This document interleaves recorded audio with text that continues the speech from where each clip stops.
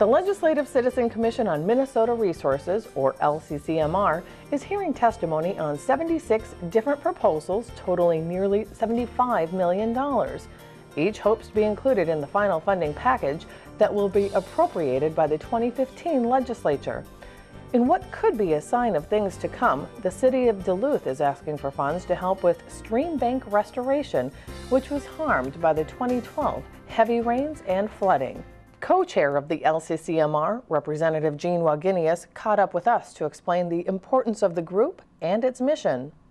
Well, this is a group that recommends to the legislature how the dollars should be spent, the lottery dollars should be spent. And what we have done is we did a request for proposals, and once they came in, we took the best.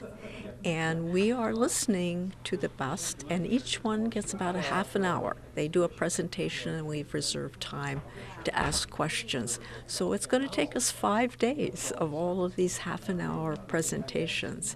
And once that's done, we will then sit down and discuss and hopefully come to a consensus about which ones should be funded. Yes, 76 proposals are actually being considered out of 152 proposals that were submitted. How difficult is it to try to whittle it down to even that 76 and then to go even further and whittle it down into the money that's available? I don't think the first whittling down is the hard one. It's the second whittling down, because in some cases we will like a project but cannot fund the whole thing, or don't want to fund the whole thing, or it's not appropriate for us to fund the whole thing. We will do part of it.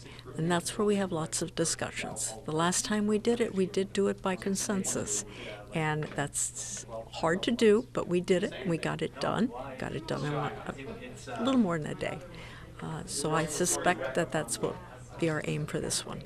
We just heard a proposal presented from the city of Duluth concerning residual effects from flooding that happened 2 years ago. Given what's happening statewide right now, do you anticipate that maybe next year or following year there could be more proposals to help mitigate effects of flooding throughout the state? Is this something that tends to happen? Is this a trend?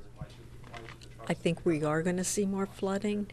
Generally speaking, that would come with dollars that are appropriated specifically for flood events, or in the case of something that's maybe only partially flood related, you would have some of the clean water money dealing with those, and those are competitive grants, and again another competitive process, just like this is a competitive process. And speaking of competitive process, we also have the Legisative-Citizens Outdoor Heritage Council. It also appropriates dedicated funds. Do you find that there's a lot of overlap between all of these different funding mechanisms that are available for projects?